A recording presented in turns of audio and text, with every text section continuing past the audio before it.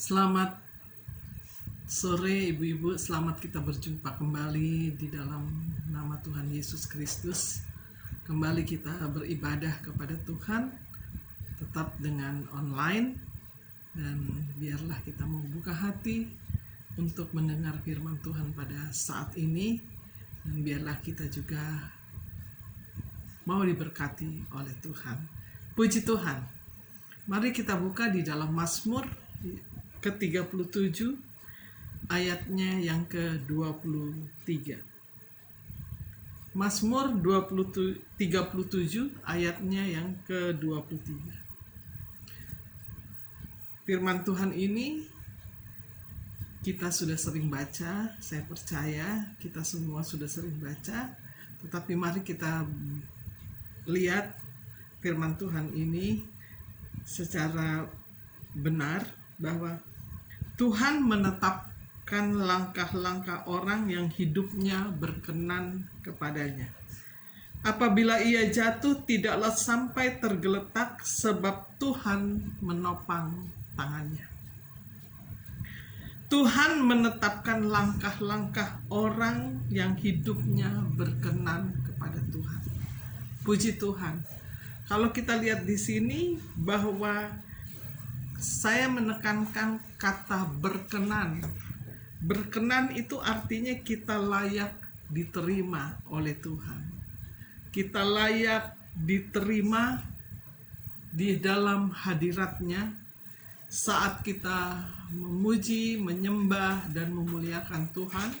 Bahkan terlebih di dalam kehidupan kita sehari-hari, kita tetap dekat dengan Tuhan dan tetap bergaul dengan Tuhan, sehingga dikatakan kita layak berkenan kepada Tuhan.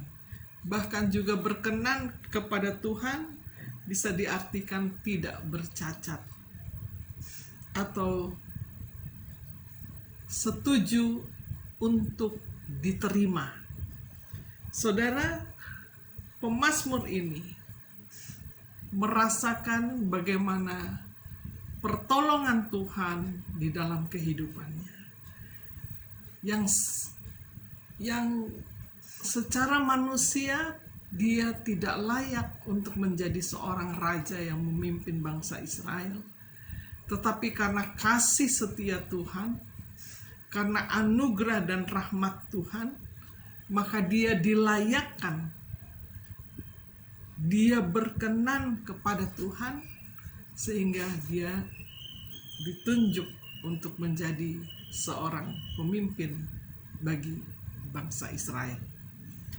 Sebab itu pengalamannya di dalam perjalanan yang panjang, di dalam pengiringan kepada Tuhan, di dalam melayani bangsa ini, dia melihat bagaimana luar biasanya Allah yang selalu menyertai kehidupannya, yang selalu memimpin kehidupannya, bahkan dari kemenangan datang kepada kemenangan. Bukan berarti dia tidak mengalami hal yang sulit, tetapi bagaimana caranya dia selalu datang kepada Tuhan dan layak berkenan di hadirat Tuhan. Puji Tuhan. Di dalam Mazmur 18 ayatnya yang ke-18, Mazmur 18 ayatnya yang ke-18 dikatakan,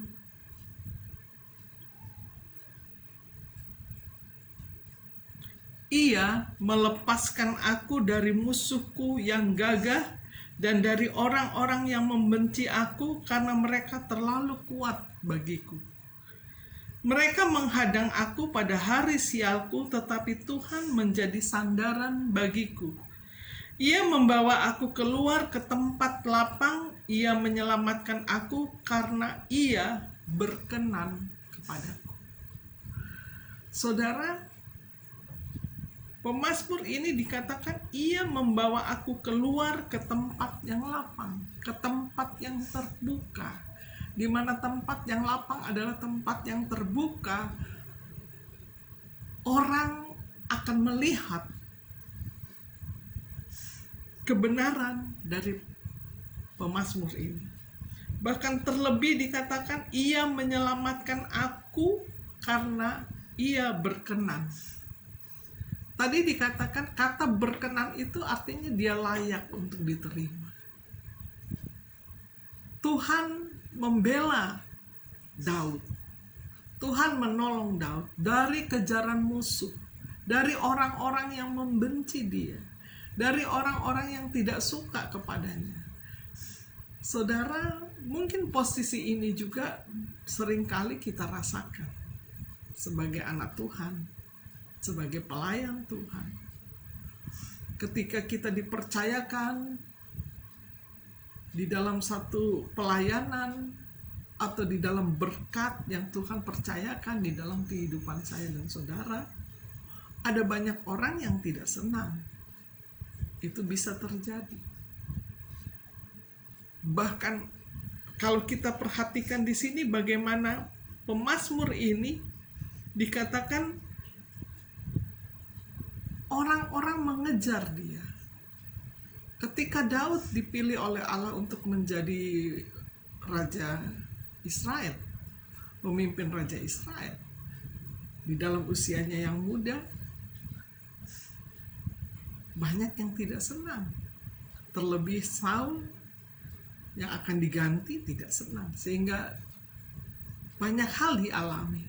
Tetapi satu hal di dalam kehidupannya, bahwa dia hanya memandang kepada Tuhan. Dia hanya memandang kepada Tuhan bahwa tugas yang diberikan adalah tugas yang sangat mulia, yang langsung diberikan oleh Allah. Dipilih, yang langsung dipilih oleh Tuhan untuk dia mendapatkan jabatan itu. Untuk dia mendapatkan berkat itu. Sehingga ada banyak orang yang tidak suka dengan dia. Dan ternyata hal seperti itu pun sudah terjadi ribuan tahun yang lalu. Pada zaman Daud sudah terjadi hal itu. Jadi kalau di dalam keadaan dunia sekarang ini, kita pun mengalami hal yang seperti itu. Ada orang yang tidak suka, ada orang yang menghina, ada orang yang menfitnah atau menyebarkan hoax. Itu pun sudah terjadi pada zaman itu. Tetapi Daud datang kepada Tuhan, sehingga dikatakan dia berkenan kepada Allah, sehingga dia diselamatkan oleh Tuhan dari pengejaran musuh. Artinya, saudara dan saya dipilih oleh Tuhan. Ada satu tujuan yang indah. Jika kita berkenan kepada Allah, dikatakan nanti kita akan mewarisi bumi yang baru, langit yang baru. Di dalam Wahyu 21 ayat yang ke-1, kalau kita lihat di sana, Wahyu 1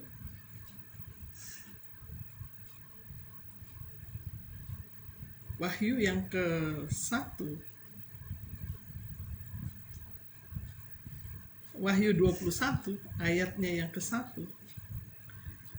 Lalu aku melihat langit yang baru dan bumi yang baru, sebab langit yang pertama dan bumi yang pertama telah berlalu dan laut pun tidak ada lagi.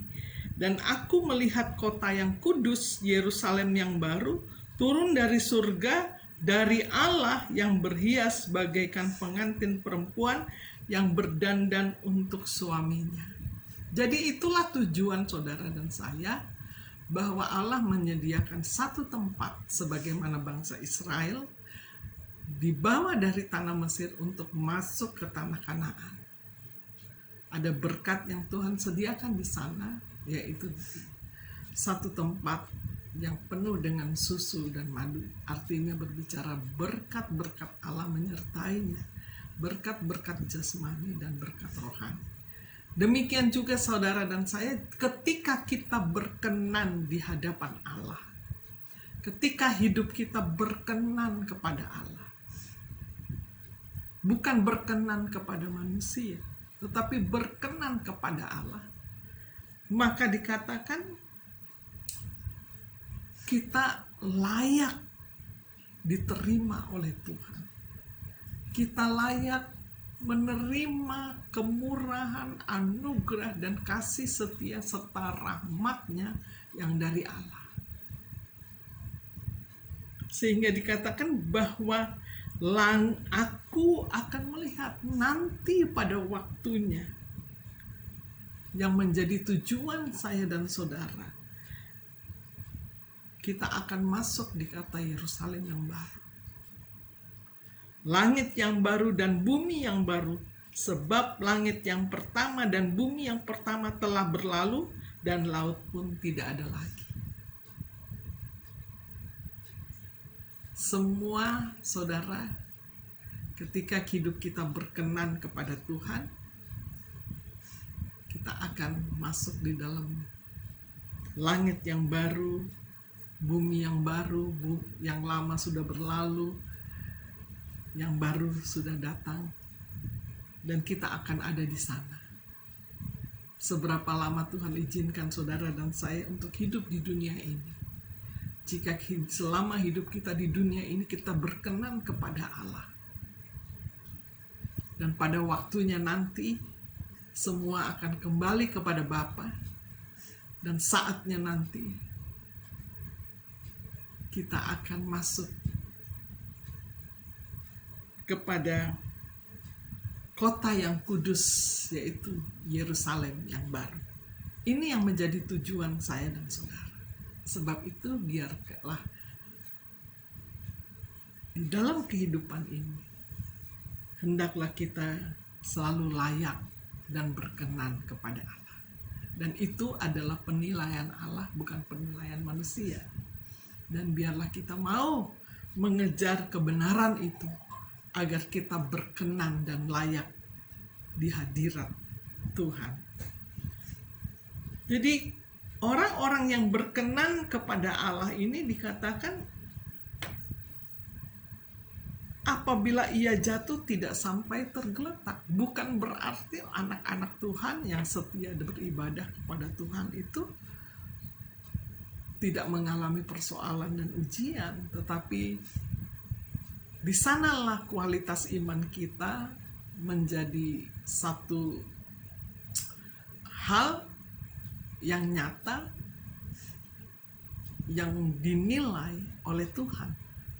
Apakah di dalam kehidupan saudara dan saya, kita menjadi anak-anak yang bisa diterima oleh Tuhan, yang pujian dan penyembahan kita datang dari hati kita yang tulus ketika kita datang beribadah kepada Tuhan. Inilah yang dikatakan kita berkenan kepada Allah, sehingga apapun masalah, ujian, persoalan yang kita alami, dikatakan bahwa Tuhan menetapkan langkah-langkah orang yang berkenan kepadanya. Apabila ia jatuh, ia tidak sampai tergeletak. Ada masalah, ada ujian, ada pencobaan, tetapi tangan Tuhan yang berkuasa dan kuat itu yang menopang kita untuk kita tetap ada, terpelihara bersama dengan Dia. Puji Tuhan. Bahkan dikatakan, kalau lihat di dalam Mazmur ke-18 tadi, bagaimana dikatakan dia dibawa oleh Tuhan, diselamatkan, dan dibawa ke tanah lapang yang terbuka. Ini satu hal yang indah yang dialami oleh Daud. Dia menyadari bahwa dirinya itu tidak berkenan, tetapi dia diperkenankan Allah untuk menjadi seorang raja.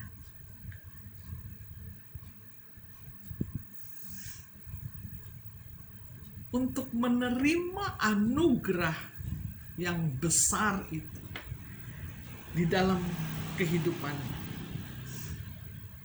Sebab dia menyadari bahwa hanya Tuhan yang menjadi kekuatan di dalam kehidupannya.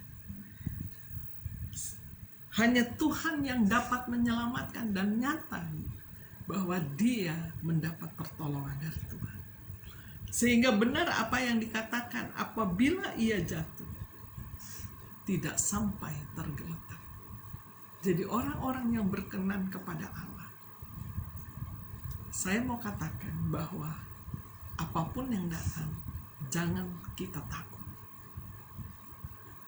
Perasaan takut di dalam kehidupan manusia bisa terjadi ketika kita merasakan sesuatu terjadi di dalam hidup ini. Tetapi mari kita angkat iman kita dan kita memiliki pengharapan kepada Tuhan bahwa Tuhan itu sanggup menolong kita, sanggup menyelamatkan kita. Dan itulah yang tujuan Tuhan. Tujuan Tuhan itu menyelamatkan umat manusia, menyelamatkan orang-orang yang tidak percaya, menyelamatkan orang-orang yang letih, lesu, dan berbeban berat. Dia akan memberikan kelegaan. Terlebih menyelamatkan jiwa saya dan saudara. Puji Tuhan. Kita lihat lagi di dalam Mazmur 147 ayatnya yang ke-11. Mazmur di sini kita lihat Mazmur 147 ayatnya yang ke-11. Mazmur 147 ayatnya yang ke-11. Tuhan senang kepada orang-orang yang takut akan Dia, kepada orang-orang yang berharap akan kasih setianya. Jadi orang yang berkenan kepada Tuhan, dikatakan bahwa Tuhan itu senang. Tuhan itu menerima. Tuhan itu setuju bagi orang yang takut akan Tuhan. Sebab orang yang takut akan Tuhan tidak melakukan kejahatan. Saudara, ini menjadi peringatan buat saya dan saudara sebagai anak-anak Tuhan. Biarlah kehidupan kita menjadi orang-orang yang takut akan Tuhan. Orang yang takut akan Tuhan itu dia selalu mengasihi Tuhan, mengasihi sesamanya, dan tidak mementingkan dirinya sendiri. Dia lebih mementingkan pelayanannya. Dia lebih mementingkan firman-Nya. Dia mementingkan ketaatannya kepada Tuhan.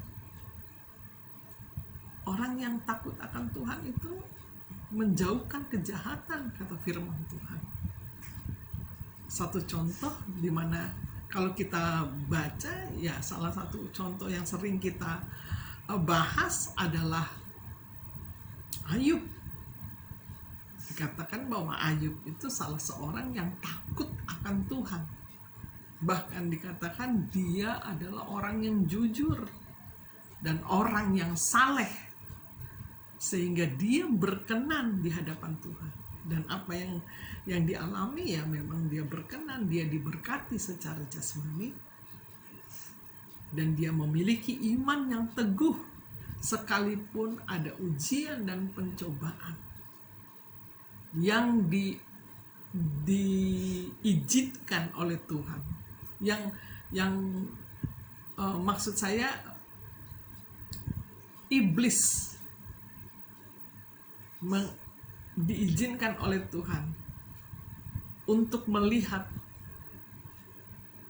apakah iblis meminta kepada Tuhan, apakah jika dia mengalami penderitaan yang luar biasa, dia akan tetap percaya kepada Tuhan.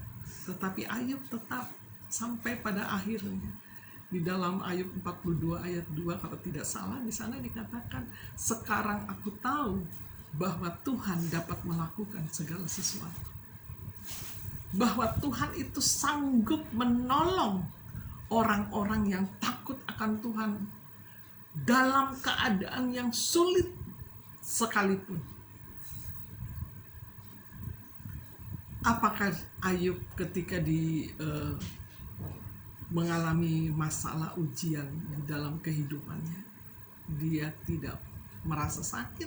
Dia merasa sakit.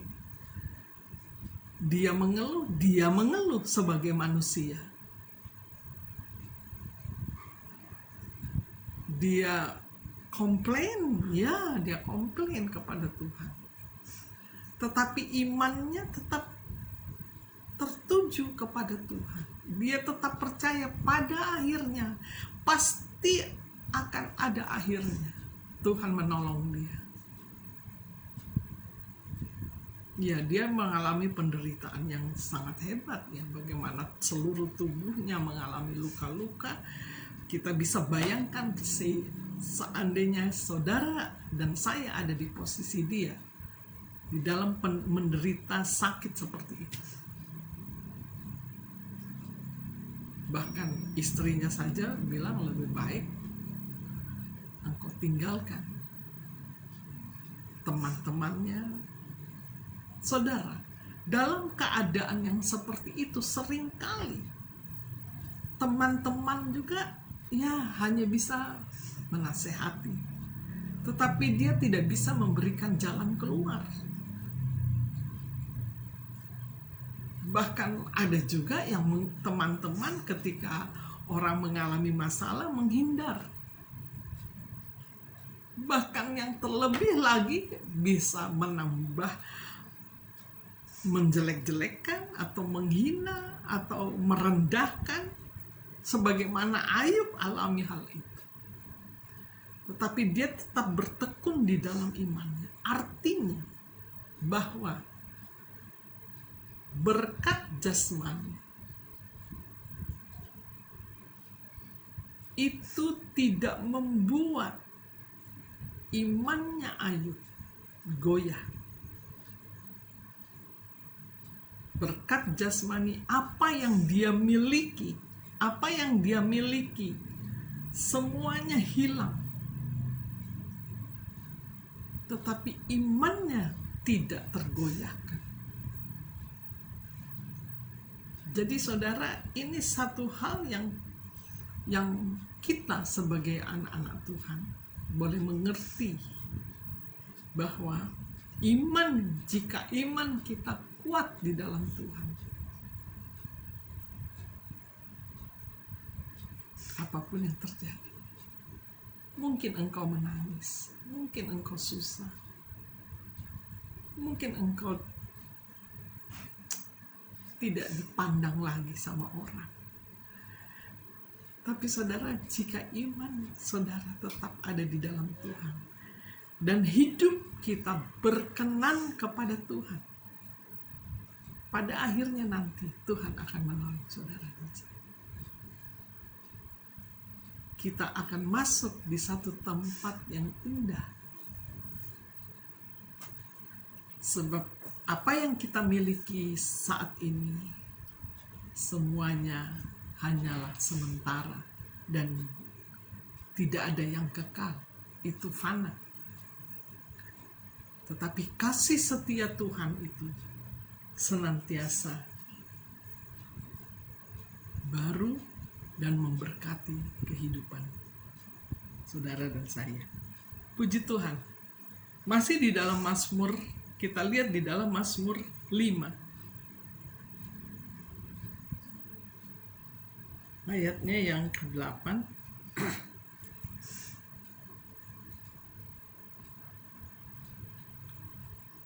Tetapi aku berkat kasih setiamu yang besar, aku akan masuk ke dalam rumahmu.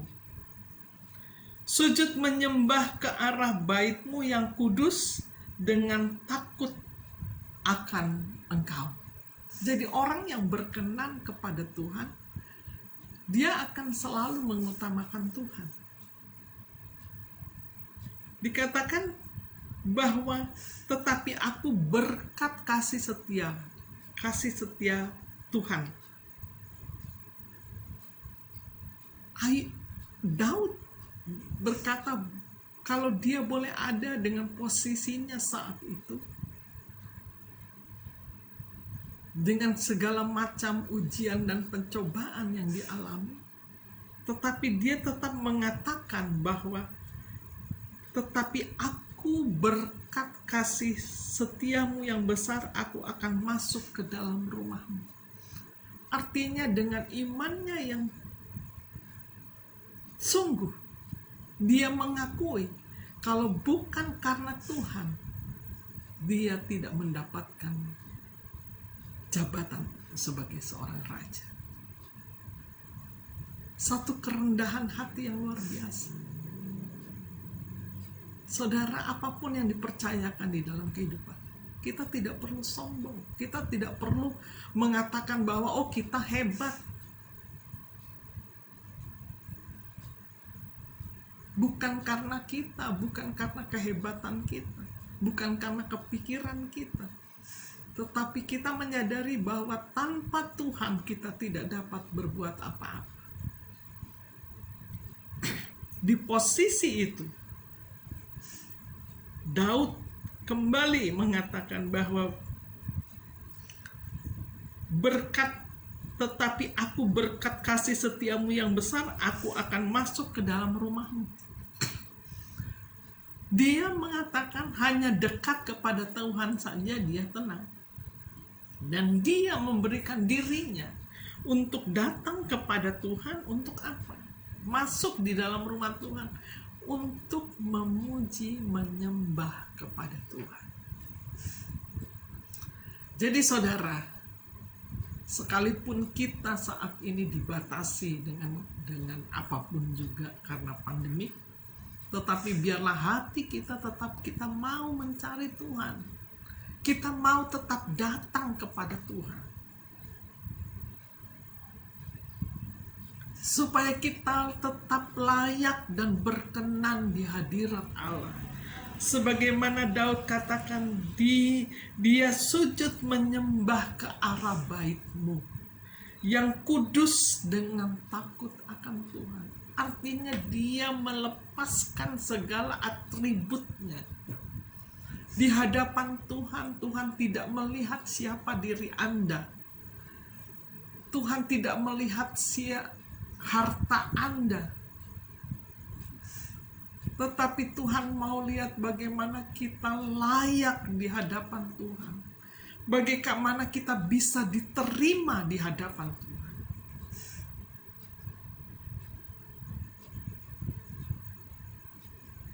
Bagaimana pujian dan penyembahan kita itu boleh naik dan berkenan di hadirat Tuhan.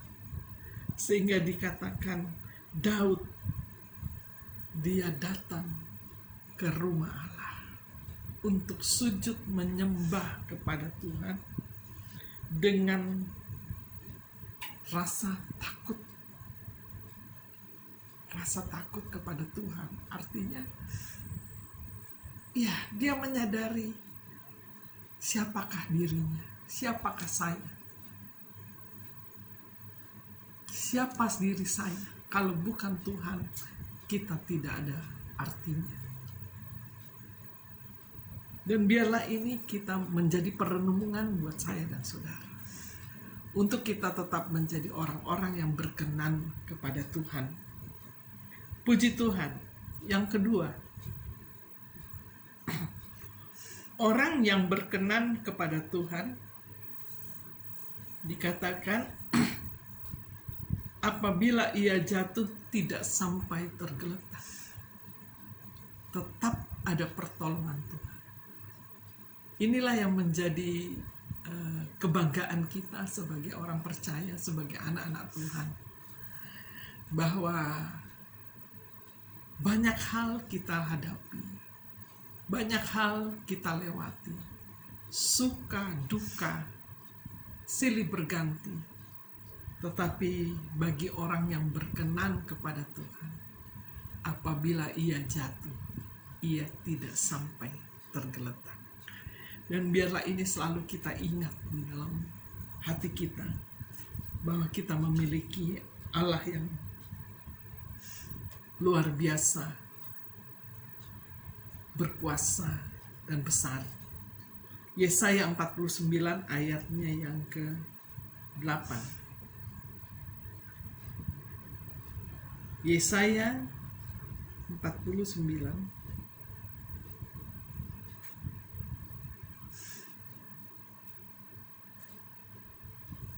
Beginilah firman Tuhan pada waktu aku berkenan.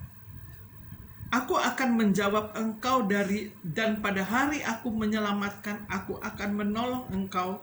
Aku telah membentuk dan memberi engkau menjadi perjanjian bagi umat manusia, untuk membangunkan bumi kembali dan untuk membagi-bagikan tanah pusaka yang sudah sunyi sepi, untuk mengatakan kepada orang-orang yang terkurung,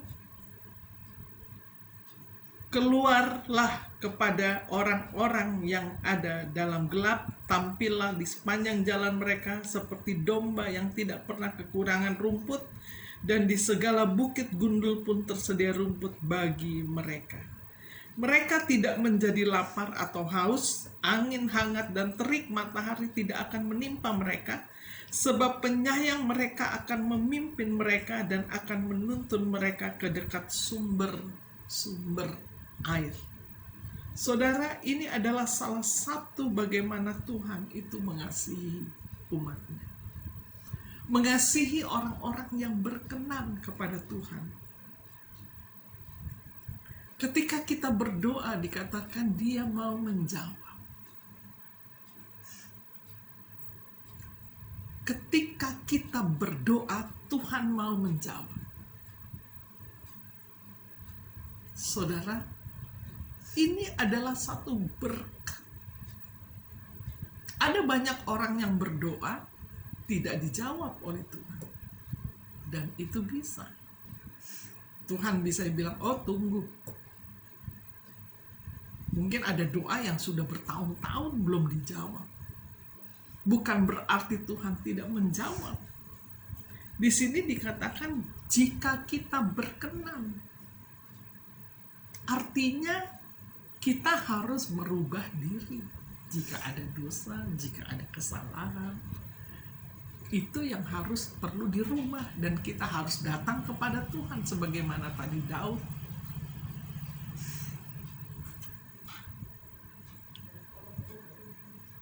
Ketika kita berdoa, orang benar itu kalau berdoa dikatakan doa orang benar itu besar kuasanya.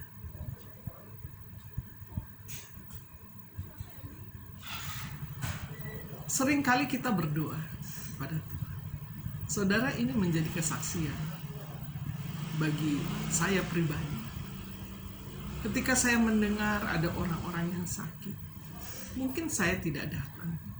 Mungkin kita tidak datang. Tetapi ketika kita mendengar, lalu kita datang berdoa. Ada beberapa kali saya mendengar teman-teman ada yang sakit. Saya coba menelpon, bagaimana kabar? Oh, masih sakit, masih seperti ini. Saya bilang, ayo, oke, kita berdoa. Kita percaya bahwa Tuhan sanggup menyembuhkan. Jika kita layak, Tuhan katakan, maka doa kita akan dijawab. Dan ada banyak kali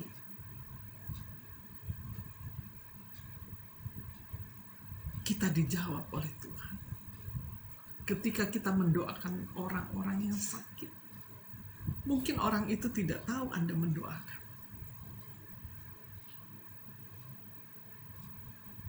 Tetapi di sini Tuhan katakan, terlebih kalau kita berkenan kepada Tuhan.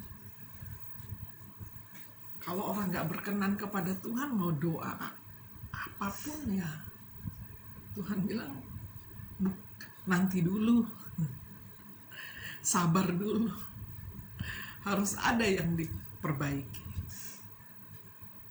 Bukan Tuhan tidak mau menjawab. Jadi kalau kita berkenan, artinya kita layak untuk menerima itu, Tuhan pasti kasih. Sebagaimana Sion dipulihkan.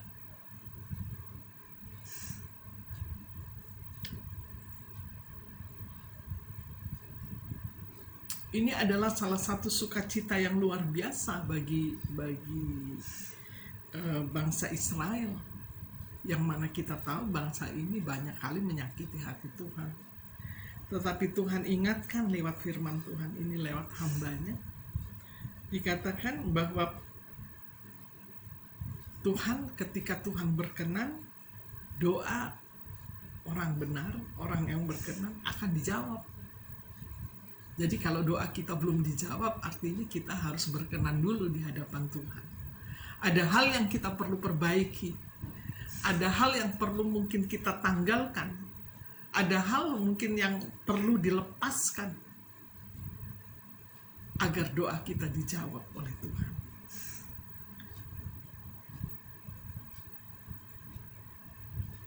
Dan ini merupakan satu janji daripada Tuhan kepada bangsa Israel.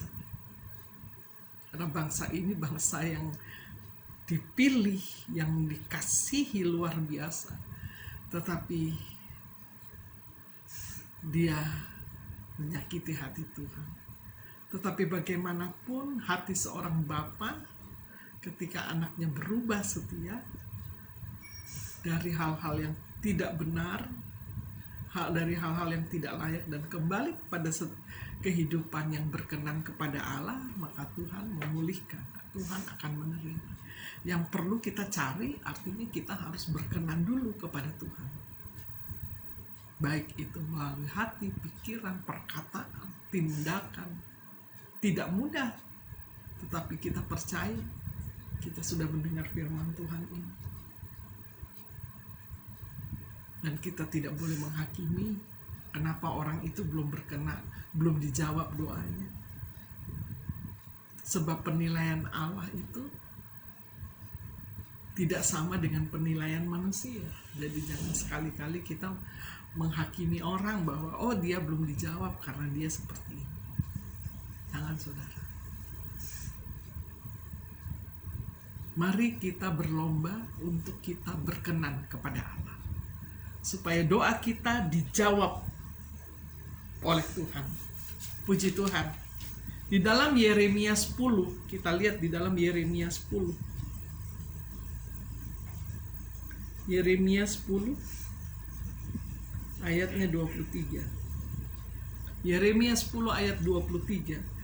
Aku tahu ya Tuhan bahwa manusia tidak berkuasa untuk menentukan jalannya, dan orang yang berjalan tidak berkuasa untuk menetapkan langkahnya.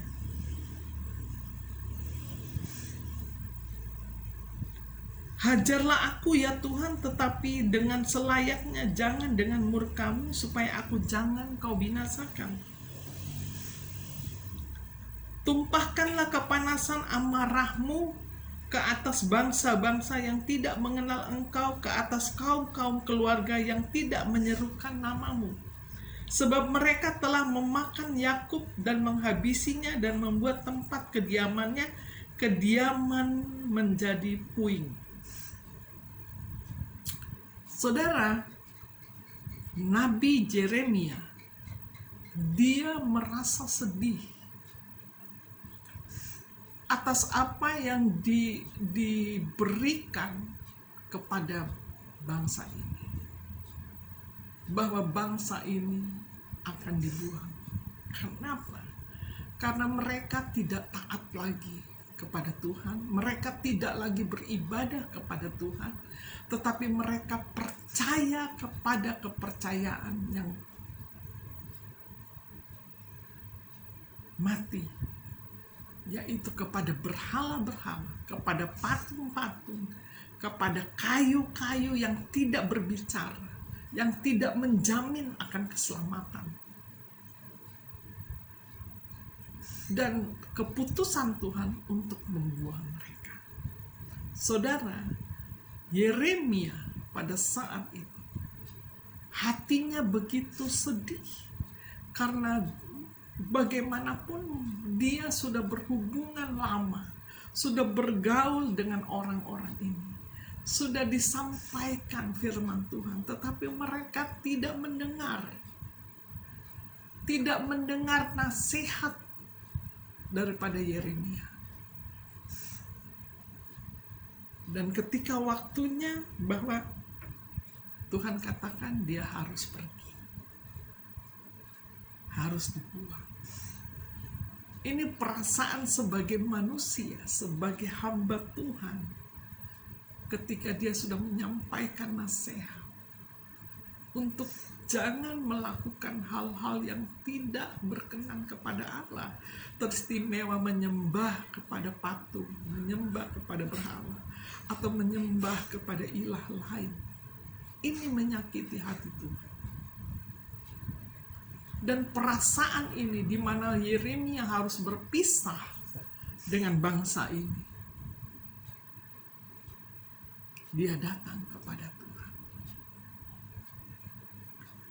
Sekalipun dia merasa sedih, ya, dia harus berpisah dengan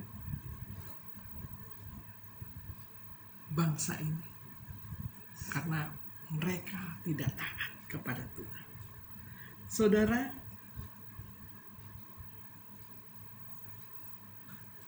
ini membuat luka,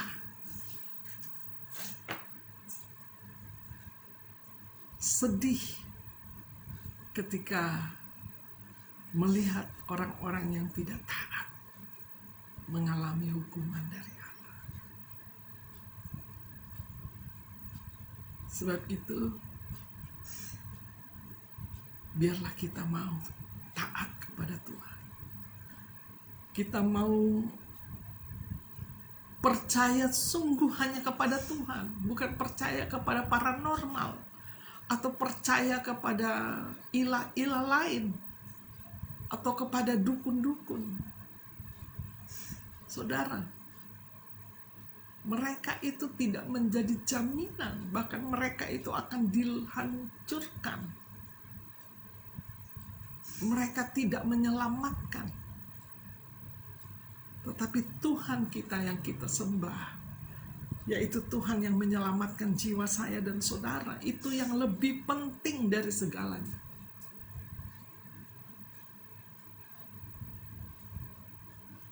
Kalau kita lihat di ayat yang ke-18, kita naik di dalam Yeremia 10. Sebab beginilah firman Tuhan, sesungguhnya kali ini aku akan melemparkan penduduk negeri ini, dan aku akan menyesakkan mereka supaya mereka merasakannya. Supaya mereka merasakan bagaimana kecewanya Tuhan terhadap bangsa ini.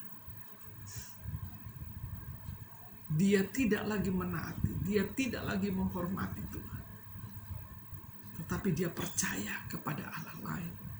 Berhala-berhala itu.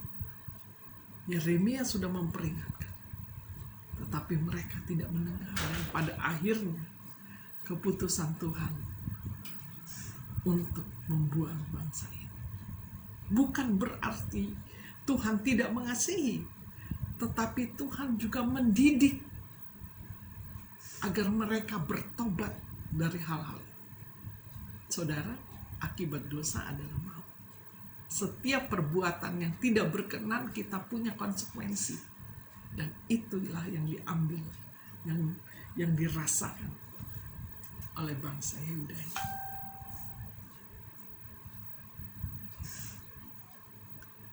Dan ini menjadi pelajaran bagi saya dan saudara untuk kita tetap berkenan kepada Tuhan,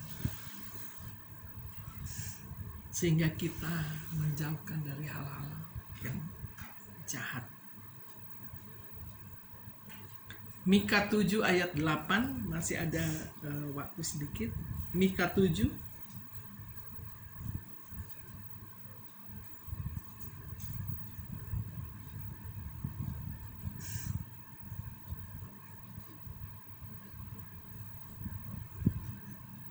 Janganlah bersukacita atas aku, hai musuhku, sekalipun aku jatuh, aku akan bangun pula. Sekalipun aku duduk dalam gelap, Tuhan akan menjadi terangku.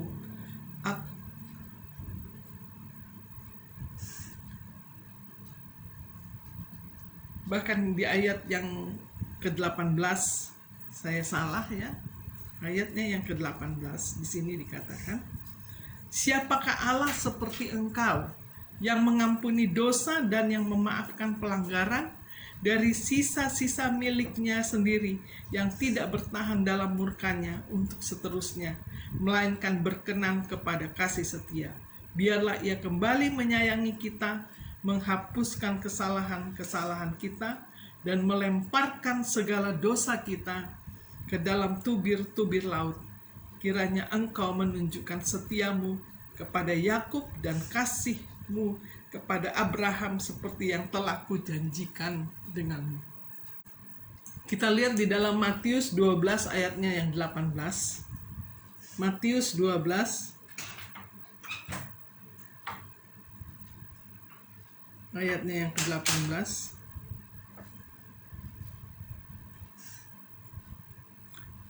Lihatlah itu hambaku yang kupilih, yang kukasihi, yang kepadanya jiwaku berkenan. Aku akan menaruh rohku ke atasnya, dan ia akan memaklumkan hukum kepada bangsa-bangsa. Ia tidak akan berbantah dan tidak akan berteriak, dan orang tidak akan mendengar suaranya di jalan-jalan.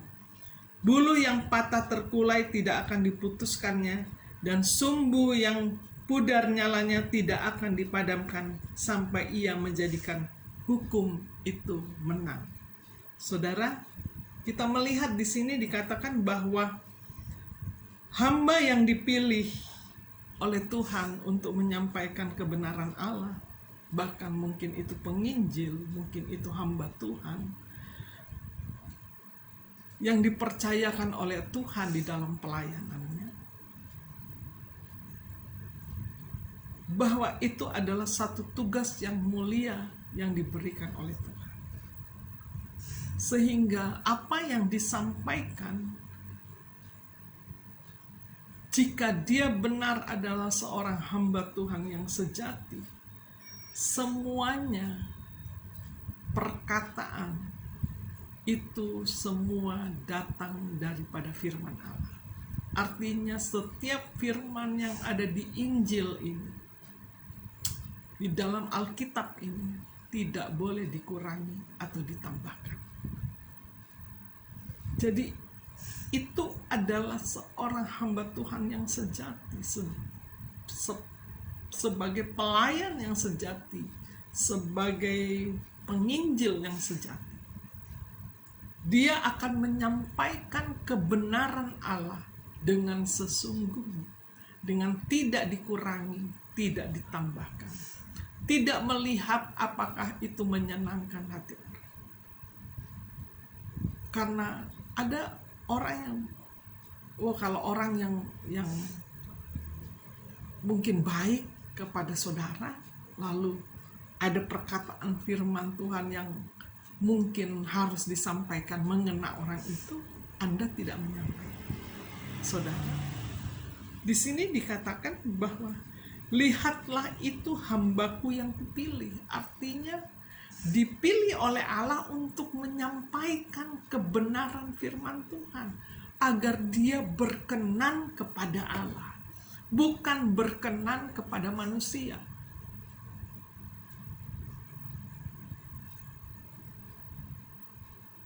Karena setiap firman yang disampaikan sesuai dengan kebenaran Allah, maka dikatakan bukan dari dirinya, tetapi Roh Allah akan menaruh di dalam hatinya untuk menyampaikan.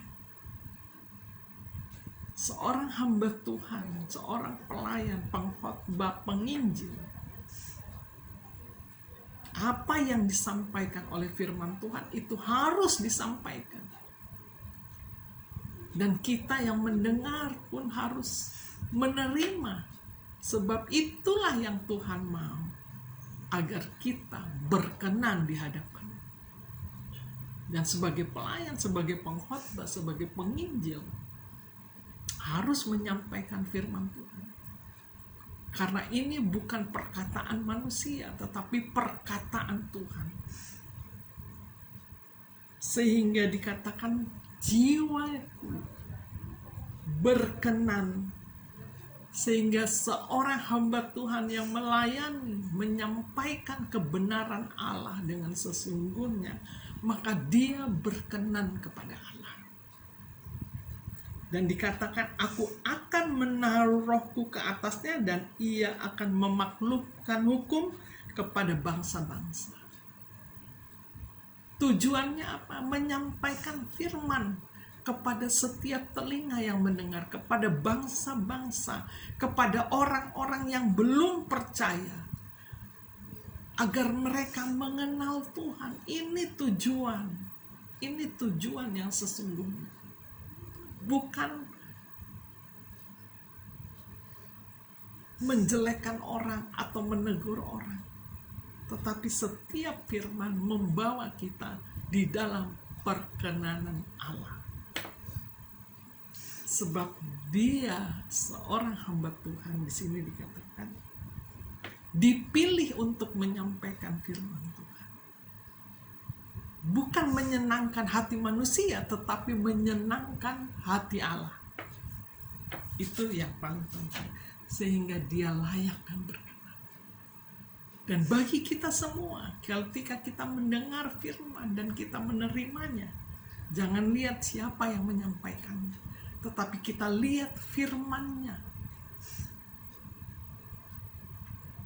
Sebab firman itu berasal dari Tuhan, sehingga kita berkenan kepada Tuhan.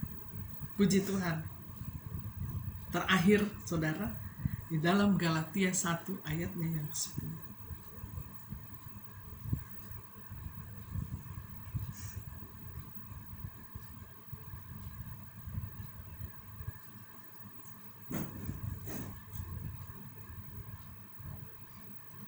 Puji Tuhan, di dalam Galatia 1 ayatnya yang 10. Jadi bagaimana sekarang? Adakah ku cari kesukaan manusia atau kesukaan Allah? Adakah ku coba berkenan kepada manusia? Sekiranya aku masih mau mencoba berkenan kepada manusia, maka bukanlah hamba Kristus. Jadi kalau mencari perkenanan manusia, dikatakan dia bukan hamba Kristus. Sebab orang yang berkenan kepada Allah artinya berkenan menyampaikan kebenaran Allah, menyampaikan hal yang sesungguhnya dari firman Allah, tidak ditambah, tidak dikurangi. Dan bagi yang mendengar, jika kita mau berkenan kepada Allah, maka kita mau menerima. Apakah itu keras, apakah itu lembut, apakah itu tentang berkat atau tentang dosa, tentang hal yang menegur atau yang mendidik, saudara, dikatakan kita harus terima, sehingga kita layak berkenan, bukan saja kepada hamba Tuhan, tetapi juga kepada jemaat, kepada kita semua sebagai anak-anak Tuhan, supaya kita berkenan kepada Kristus. Puji Tuhan, biarlah firman Tuhan ini boleh menjadi berkat bagi kehidupan saya dan saudara, agar kita berkenan kepada Tuhan, agar di dalam kehidupan kita dikatakan, sekalipun kita berjalan di dalam lembah kekelaman, tangan Tuhan selalu menolong kita. Tuhan menetapkan langkah-langkah orang yang berkenan kepadanya. Tuhan menetapkan langkah-langkah orang yang berkenan kepadanya. Tuhan menetapkan langkah-langkah saudara yang berkenan kepada Tuhan. Dan saya, apabila ia jatuh, apabila kita mengalami persoalan hidup, dikatakan tidak akan pernah sampai jatuh tergeletak, sebab tangan Tuhan menopang dan menolong kita. Mari kita kejar agar kita menjadi orang yang berkenan kepada Tuhan. Tuhan kiranya memberkati. Puji Tuhan. Haleluya.